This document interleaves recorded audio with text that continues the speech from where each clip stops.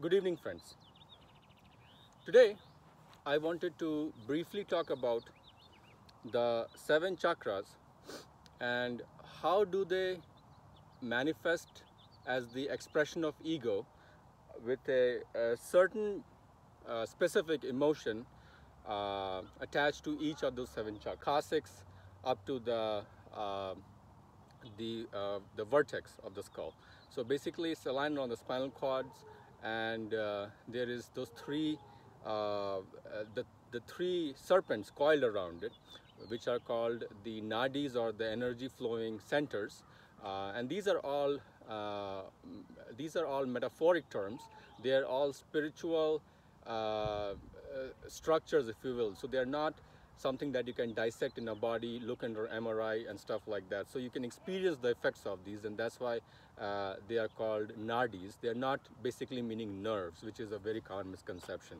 So Ida, Pida, Susumna, those are the 3 nadis, 1 center and 2 on the sides coiled around. And the idea of chakra awakening is sequential letting go of specific emotions to the best of your abilities, so that at some point you become Advait, or one without the other. So everything starts with identification and distinction, starting from the root plexus and goes up to Sahasrara, or the crown plexus. So let's see what the 7 chakras are and what are the emotions that we have to overcome in terms of becoming more aware and eventually leading to a better person and hopefully enlightenment at some part of our this life or future lives. So the lowest chakra is the root plexus, or the Muladhara, and that deals with survival. So the basic identification with the body, which is very essential to be living in the body, because when the Atma takes the help of the prana, or the vital forces, then the body is supercharged to be functioning and doing different things. So that's why it exists as survival. And whenever survival is threatened, basically by the element of fear, which can manifest as fear of heights, fear of water, fear of fire, fear of insects, anything that brings the idea of fear, even fear of being lonely. So those fears which kind of help us feel that our survival itself is under threat is what blocks the Muladhara, or the root plexus. So you have to kind of debate with yourself and kind of understand where the fear is coming from and lead to gradual desensitization. So you have to kind of convince yourself that this is an irrational fear, and there can be a lot of different ways a person can die, from falling from a height, or in the fire, or asphyxiation, or drowning. But at the end of the day, we do not have any control. So if we do not have any control, why worry about it? The second chakra is the Svadishtana, or the Sacral Plexus. This is mostly dealing with pleasures. So once your survival is taken care of, what do the senses do? First one is at the level of the body. The second one is more at the level of senses. The senses seek pleasure. So any craving that you have, craving for good music, craving for sweets, craving for sex, craving for alcohol, and so any craving, when it is fulfilled, what does the receptors want? More of the same thing. So the craving is amplified. And that's why DSM-5 will say addiction is where you require more and more of the desired substances to create the same high. And that's why the cravings will multiply unless you increase the amount of the receptor. Of course, at some point, that will be detrimental to your life and lead to death, and that's how it will kill the Muladhara chakra itself, because it's killing the survival. Overdoing the cravings will kill the basic existence. So the cravings or the pleasures is what what it denotes, and it is blocked by guilt.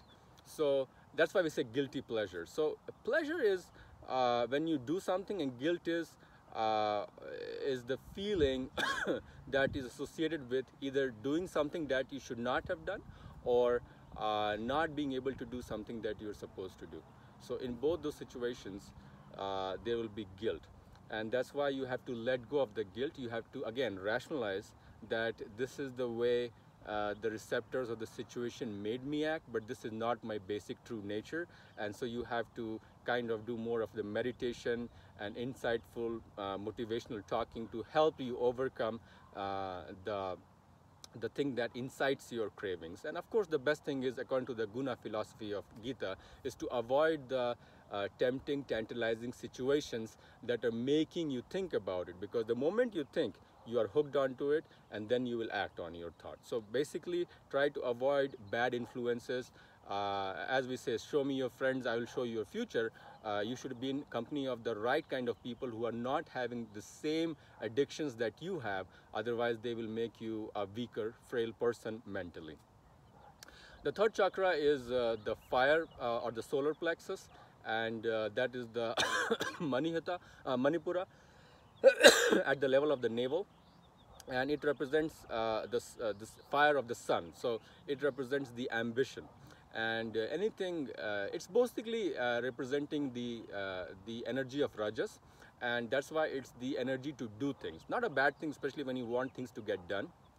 Of course, if you have more ambition and the more and more attainment, the more and more ego that grows in that person. So it's kind of a double-edged sword. You want to attain something, and then success kind of makes you more egoistic person. So you want to keep your low and always kind of check in with yourself that the ego has not grown. Otherwise, it's like a shrub or a nasty weed that will keep growing unless you go and kind of actively kill it all the time. That's the problem with both the pleasure senses as well as the element of ego.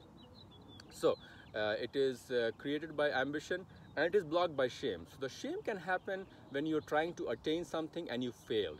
And then you have this feeling of, I'm not good enough. So the Rajas force, which was trying to activate and encourage you to do something, is suddenly transmuted into a force of dejection, trying to double guess and kind of questioning your own abilities, and kind of pronouncing and making the failures more prominent in your life to make you feel you are a bad person, not an adequate person.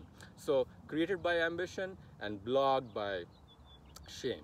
The next one is Anahata. Anahata is the vibration. So it comes from the heart chakra, and Anahata is basically created by love, and it is blocked by grief. So the love can be of the mother towards her kids, or of the husband towards the wife, or vice versa, any family members, friends, and this is not having a sexual component. So you can say, in a way, it's kind of a strong bonding that is created by prolactin at many times in case of mother and kids, but in case just a bonding or attachment that is creating a safety net, first of all, because you are in kind of love with that person, so you identify as yourself as the guy and her as the girl. So there is an element of identification still existing there, but it's kind of becoming subtler and subtler. As you can notice, the element of identification is strongest at Muladhara, and slowly it's getting weaker as you open the chakras up towards Anahata and higher.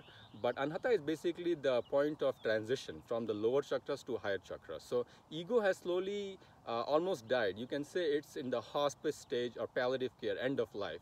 And now slowly your awareness or your soul elements will grow in the body once you are at Anahata. But still, ego is still there, because whenever you have love, I am this and she's my wife, that is also kind of identifying yourself as a certain person and the other person as another person. So the Dvait element is still there, the two philosophy.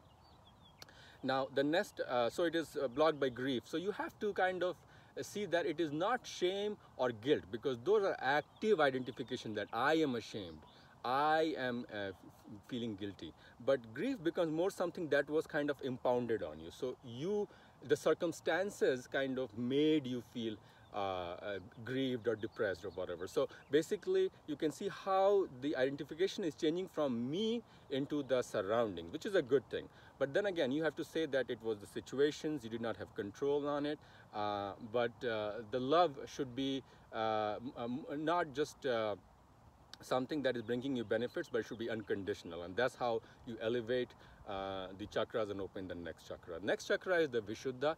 Vishuddha located in the throat, thymus, or the thyroid gland. Basically, it is creating the vibrations. Vibrations start by Anahata, but then they are really manifest by Vishuddha. Vishuddha, you can also think of as the transition between unmanifest, semi-manifest to manifest. Thought is unmanifest, semi-manifest is the Vishuddha, and manifest is what all you do in terms of the actions, which can be at the Manipura or even lower levels. So the lower three chakras are mostly to do with action, which is survival, or pleasure guilties, and ambitions, which are actions. And then the Anahata is kind of becoming the merging zone, and then Vishuddha is of course the semi-manifest as a speech. You have a thought, you give it a speech, what is the next thing to do? Action. So that's why Vishuddha is also one of the higher chakras, the lowest of the three higher chakras, but basically it is the chakra that stands for truth. So you kind of believe in something, that is the Vishuddha element. Nothing wrong with that. But again, to have the Sattva element, you can also understand what is the other side of it. Because if belief becomes unfounded and too strong without evidence, then it represents delusion. Whereas it's a good thing to love people unconditionally, whereas it's a good thing to believe in something with the right mind, we should also have the other person's perspective to gain the better understanding and maintain the balance of sattva. So it is created by truth and blocked by lies, especially the lies that we tell ourselves. Things like, I am the owner of this world, or anything that will aggravate your ahamkara is kind of a lie that we're telling, not to only other people, but also to ourselves. Next chakra is the third eye, crown chakra. The Ajna, or the third eye chakra. Basically, Ajna is to do more with insights. And the insights we are talking about are the ones that help us, are deeper than just thoughts. They are intuitions. And intuitions are something that you have a strong gut feeling about. It does not necessarily represent something that you have strong evidence to back yourself. So it's beyond logic. And that's why it's at a higher level. It can be something that you have gained through your past experiences. It can also be something that you are just bestowed upon, as we call it, the gut feeling. Doesn't rise in the gut, rises in the ajna. More the awareness, insight, intuition grows, more the third eye opens, and at that point you'll hear so many people, they become psychics even. Not necessarily say that psychics have all the chakras open, but people who can kind of see beyond themselves, because they have broken this armor or the mold of self, and they are kind of free to see the other people's and their thoughts and actions. Mostly the thoughts, because ajna is so high, you can almost understand, you can almost read their thoughts and their mindset. Especially strong emotions, they will be vibrating out, and that's why you catch them stronger. Any intense emotion that you have, if a person has the third eye chakra open, they can understand the way you are feeling. So to continue, after the third eye chakra, which is basically to do with emotions, with intuitions, and it is blocked by